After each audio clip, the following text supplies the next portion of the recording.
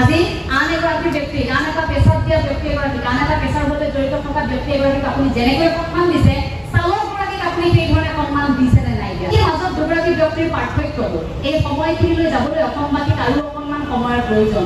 এতিয়াও মুকুট হাত থৈ সকলোৱে এই কথাটো ক'ব নোৱাৰে যে হয় আজি আন এগৰাকী ব্যক্তি আন এটা পেছাত দিয়া ব্যক্তি এগৰাকীক আন এটা পেছাৰ সৈতে জড়িত থকা ব্যক্তি এগৰাকীক আপুনি যেনেকৈ সন্মান দিছে চালকগৰাকীক আপুনি সেইধৰণে সন্মান দিছে নে নাই দিয়া?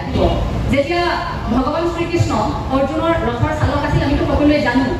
যেতিয়া অৰ্জুনক সোধা হৈছিল যে তোমাক সৈন্য লাগিব নে চালক ৰথী লাগিব, মই যদি যাওঁ মোৰ সৈতে কিন্তু সৈন্য নাথাকে মই অকলেহে যাম, মই তোমাৰ সাৰথীহে হ'ব পাৰিম। অৰ্জুনে কৈছিল যে ঠিক আছে হ'ব, আপুনি মোৰ সৈতে থাকিলে হ'ল, আপুনি মোৰ সৈতে থাকক, সমগ্ৰ যুদ্ধ এনেকৈ সময় পাৰ হ'ব। আৰু তাৰ পাছত অৰ্জুনে কি কৰিছিল সেয়া গ্ৰহণ কৰি তেখেতৰ লগতে থাকি ভগৱান শ্ৰীকৃষ্ণৰ সৈতে গোটেই সময়খিনি পাৰ কৰিছে। কুৰুক্ষেত্ৰ যুদ্ধৰ সেই সময়খিনি আমি জানো। গতিকে সেই মুহূৰ্তত অৰ্জুনৰ চালকগৰাকী ভগৱান শ্ৰীকৃষ্ণ নাছিল জানো?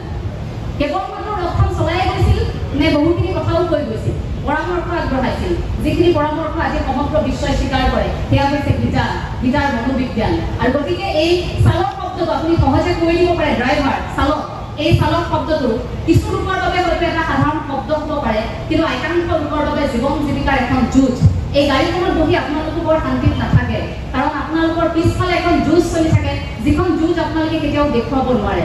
আপোনালোকে কেতিয়াও দুৰ্ঘটনা সংঘটিত কৰোঁ বুলি নকৰে, চালকে কেতিয়াও দুৰ্ঘটনা সংঘটিত কৰোঁ বুলি নকৰে। কিন্তু বেয়া লাগে অসমৰ প্ৰেক্ষাপটত আমি যেতিয়াই চাওঁ, মই যিহেতু বাতৰি পঢ়ি থাকোঁতে আমি দেখোঁ যেতিয়াই দুৰ্ঘটনা সংঘটিত হয় কোনো ধৰণৰ বাছ বিচাৰ নোহোৱাকৈ এনেকুৱা এটা পৰিস্থিতিৰ সৃষ্টি হয়, কথা নাই বতৰা নাই, চিধাই গৈ ড্ৰাইভাৰজনক গাড়ীখনৰ পৰা উলিয়াই আনি দুটা ঘোচা মৰাৰ পাছতহে কথা কয়।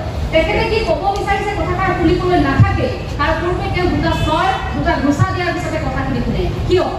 আমাৰ ইমান ধৈৰ্য নাইনে? কোনোবাই বাৰু কাৰোবাৰ জীৱন কাঢ়ো বুলি কাঢ়িব পাৰেনে? সন্মুখত এটা প্ৰকাণ্ড গাত আছে, আপুনি বাৰু ইচ্ছা কৰি আপোনাৰ ইমান হেঁপাহৰ গাড়ীখন, ইমান আপোনাৰ শ্ৰদ্ধাৰ কামটো আপুনি বাৰু কৰোঁ বুলি সেই দুৰ্ঘটনাটো সংঘটিত কৰিবনে? কৰোঁ বুলি বাৰু আপুনি সেই গাঁতটোত গাড়ীখন পেলাবনে? পেলাওঁ বুলি বাৰু আপুনি সেই দলংখন পাৰ হৈ নৈখনত বাৰু আপোনাৰ গাড়ীখন পেলাই দিবনে? আপুনি ইচ্ছা কৰি কোনোবা যাত্ৰীক বাৰু তেনেধৰণে দুৰ্ঘটনাত পতিত কৰাবনে? নকৰায়। কোনো ব্যক্তিৰ মানসিকতাই সেইখিনি কথা নকয়। কিন্তু বেয়া লাগে অসমত আজিও বিভিন্ন সময়ত পৰিস্থিতি যেতিয়া দেখোঁ, যেতিয়া ঘটনা সংঘটিত হয় কোনো ধৰণৰ বাছ বিচাৰ নকৰে। অন্ততঃ সেইখিনি সময়ত সচেতন ৰাইজে অন্ততঃ এই কথাখিনি আলোচনা কৰিব লাগে যে চালকগৰাকীয়ে কি ক'ব বিচাৰিছে। আপুনি পিছত বিচাৰ কৰিব, অন্ততঃ তেওঁৰ কথাখিনি ক'বলৈ সুযোগ দিয়ক। তেখেতে কেনেকৈ দুৰ্ঘটনাটো সংঘটিত হ'ল কথাখিনি ক'বলৈ সুযোগ দিয়ক। যেতিয়া সৰুতে স্কুলত পঢ়ি আছিলোঁ, আমাৰ ফালে খুব স্পীডত কেইখনমান গাড়ী গৈছিল, অৰুণাচলৰ পৰা অহা কেইখনমান গাড়ী। এইটো একেবাৰে সঁচা কথা। সেই সময়তো বহু দুৰ্ঘটনা সংঘটিত হৈছিল, কিন্তু তেতিয়া বেয়া লাগে বহু এনেধৰণৰ দুৰ্ঘটনা সংঘটিত কৰা বহু এনেধৰণৰ বাহন আছিল, যিসমূহে দুৰ্ঘটনা সংঘটিত কৰি যোৱাৰ পাছত অন্ততঃ দুৰ্ঘটনাত পতিত হোৱা ব্যক্তিগৰাকীৰ বাবে 1 মিনিট সময় ৰৈ দিয়া নাছিল। বহিৰাজ্যৰ সেই গাড়ীবোৰ পুৰপুৰাই সেইফালে পাৰ হৈ গৈছিল, তেওঁলোকক কিন্তু কৰায়ত্ব কৰিব নোৱাৰিলে কোনোদিন। কেইবাদিনো বাতৰি পঢ়িছোঁ ট্ৰাক চালক লগতে ডাম্পাৰৰ দৌৰাত্মৰ কথা। গতিকে এই কথাখিনিও আমি তাৰ মাজতে চাব লাগিব। আমি ক'ব নোৱাৰোঁ সকলো ট্ৰাক চালক, সকলো ডাম্পাৰ যিসকলে চলায় সেইসকলৰ দৌৰাত্ম নাই বুলি আপুনি ক'ব নোৱাৰে। বহু সময়ত তেওঁলোকে ঘটনা সংঘটিত কৰে, কিন্তু তাৰ পাছত তেওঁলোক সেই ঠাইৰ পৰা এনেকৈ চলায়, ঘটনা সংঘটিত কৰি গ'ল, কণমানি ছাত্ৰীৰ মৃত্যু হৈ গ'ল, কিন্তু ডাম্পাৰ চালকগৰাকীয়ে উভতি আহি এটা খবৰ নল'লে। এই কথাবোৰৰ বাবে হয়তো সকলোকে জগৰীয়া কৰে। কিন্তু এজন ব্যক্তিয়ে ভুল কৰিল বুলি আমি সকলোকে জগৰীয়া কৰিম নে? এগৰাকী চালকৰ ভুলৰ বাবে আমি সকলোকে ক'ম নে এই ড্ৰাইভাৰসকলে এনেকুৱাই, ড্ৰাইভাৰবোৰ এনেকুৱাই, চালকবোৰ এনেকুৱাই, ইহঁতক মাৰিব লাগে, এক্সিডেণ্ট হ'ল উলিয়াই মাৰ, এই কথাবোৰ আমি ক'ব লাগেনে? এই ধাৰণাবোৰ আমাৰ এতিয়া লাহে লাহে সলনি কৰাৰ সময় আহি পৰিল। আমাৰ যিটো মানসিকতা, আমাৰ যিটো উপনিৱেশবাদ, সেই নতুন উপনিৱেশবাদ ধাৰণা, আৰু তাৰোপৰিও আমাৰ ব্ৰিটিছ আমোলাৰ যিটো মানসিক গঠন আমাৰ আমোলাতন্ত্ৰই সৃষ্টি কৰি থৈ গৈছিল, সেইটো ব্ৰিটিছ আমোলাতন্ত্ৰই। কিন্তু আমাৰ মানসিক গঠন, আমি ভাবি থাকোঁ এটা চৰকাৰী চাকৰি লাগে, আমি ভাবি থাকোঁ উচ্চ পদস্থ এটা বিষয়া হ'ব লাগে। এই ধাৰণাটো এইবোৰ কিন্তু লাহে লাহে সলনি কৰাৰ এতিয়া সময় আহি পৰিল। অসমৰ চুকে কোণে কৰ্মমুখী আন্দোলন এতিয়া গঢ়ি তোলাৰ সময়। প্ৰতিটো কামত যদি আমি আঁকোৱালি লৈছোঁ, এই পদপথত ব্যৱসায় কৰা নতুন প্ৰজন্ম আমি যদি অকণমান সহায় কৰিছোঁ, তেন্তে চালক হ'ব বিচৰা ব্যক্তিগৰাকীক আমি কিয় সহায় নকৰিম? যদি কোনোবাই বিচাৰিছে মই চালক হ'ব বিচাৰিছোঁ, মই এনেকৈ আৰ্থিক স্বাৱলম্বিতা অৰ্জন কৰিব পাৰোঁ, সেই ব্যক্তিগৰাকীক আমিনো কিয় সহায় নকৰিম? অকণমান সাহসকে আমি যোগাব লাগে। আৰু তাৰপাছত তেওঁলোকেতো চোৰ কৰি খোৱা নাই, তেওঁলোকেতো ডকাইত কৰি খোৱা নাই, সেইসকল ব্যক্তিক অন্ততঃ আমি অকণমান সাহস দিব লাগে। বেছি দীঘলীয়া নকৰোঁ কথাখিনি, কাৰণ ৰঙিয়ালৈ যাব লাগিব। একাংশ ছাত্ৰ ছাত্ৰী বৰ হেঁপাহেৰে অপেক্ষা কৰি আছে মোৰ বাবে।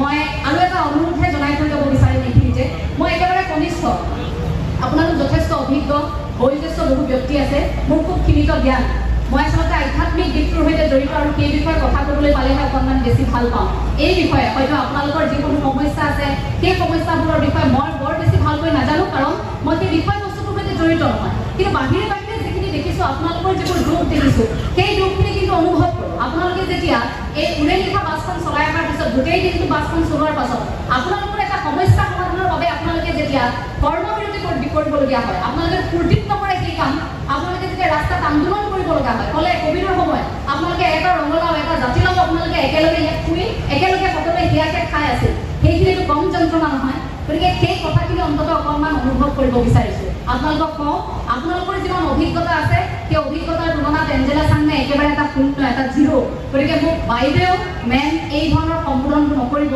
কেইবাগৰাকীও অনুষ্ঠানৰ বিষয়ে যেতিয়া কথা পাতিবলৈ গৈছিল তেতিয়া কৈছিল বাইদেউ বুলি মই এটা কথা আজি কৈ থৈ গৈছোঁ যে মোক এঞ্জেলা বুলি ক'ব মোক তই বুলি ক'ব আপোনালোকৰ ছোৱালীৰ দৰে আপোনালোকৰ ভগ্নীৰ দৰে কিন্তু বাইদেউ সম্বোধনটো নকৰিব শিকিবলৈ বহুখিনি আছে আপোনালোকৰ সকলোৰে লগত একেলগেহে আমি আগুৱাই যাম অসমত আলোচনা কৰিব লগা বিষয় আলোচনা কৰিবলগীয়া সমস্যাৰ বিষয়ে বহুখিনি আছে এতিয়া অন্ততঃ সেইবোৰ কথা কোৱাৰ সময় এই যে বিভিন্ন ঠাইত গ'লে আমি এতিয়া ধৰক আজি আপোনালোকৰ বিষয়বোৰ আলোচনা কৰা হ'ল ইয়াত আহি ধৰক মই কিবা এটা মন্তব্য আগবঢ়ালোঁ এতিয়া সামাজিক মাধ্যমত যদি এই ভিডিঅ'টো বিয়পি পৰে তেতিয়া একাংশ লোকে ক'ব যে এওঁ অকল সমালোচনাই কৰিব জানে এওঁ অকল বেয়াটোৱেই ক'ব জানে কিন্তু এইখিনি আচলতে সমালোচনা তেনে সমালোচনা নহয় আক্ৰমণমূলকীয়া সমালোচনা নহয় এইখিনি মনৰ কথাবোৰ যদি আমি নতুন প্ৰজন্মই আলোচনা নকৰোঁ আমি সমাধান কেনেকৈ কৰিম যদি অকল ভাষণ দি ঠিক আছে মই অকণমান সময় আহি এটা দীঘলীয়া ভাষণ দি আপোনালোকৰ মাজৰ পৰা গুচি গ'লোঁ খুব ডাঙৰ ডাঙৰ কথা কৈ তত্ত্বগধুৰ কথা কৈ এইখিনিৰ পৰা গুচি গ'লোঁ কিন্তু আপোনালোকৰ সমস্যাবিলাক এই যে মনত খুৰ হৈ থকা আমাৰ কথাবিলাক সেইবিলাক লৈ যাব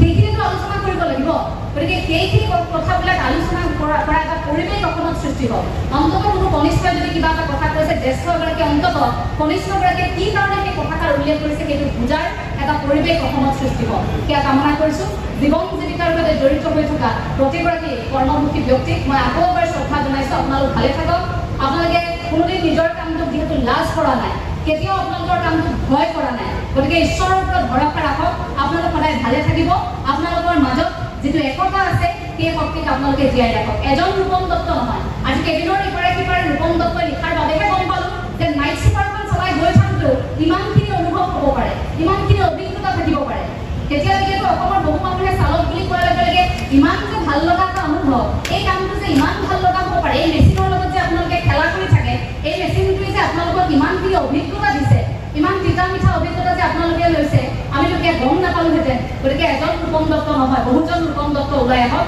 আৰু আপোনালোক সকলোৱে এক হৈ থাকক সকলো সদায় ভালে থাকক এগৰাকী কনিষ্ঠ হিচাপে আপোনালোকৰ ভগ্নী হিচাপে আপোনালোক সকলোৰে চৰণত মই পুনৰবাৰ শ্ৰদ্ধা জনাই মোৰ ক'বলগীয়া দুআষাৰ সামৰণি মাৰিছোঁ সকলো সদায় ভালে